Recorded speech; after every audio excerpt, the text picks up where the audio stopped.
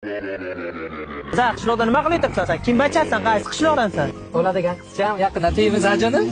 Sizni вообще nima ishsiz bo'laman-ki? Ha, to'y bo'lsa mayli, aytarsizlar to'yi. O'rmanglar, salom alaykum.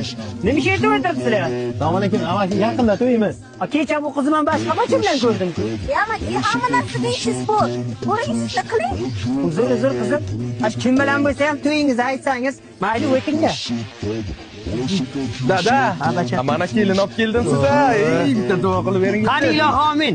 Qadam yetdi, balo yetmasin, shu kelin borgan joyda toshlik qotsin. Kelsin. Bacham shu kelin kiyimlari tonish. Bitta yuzini ko'raylik. Yuzini ko'rmoqchisiz. Yuzing ochiq. Aylanib o'zim tushibsiz-da.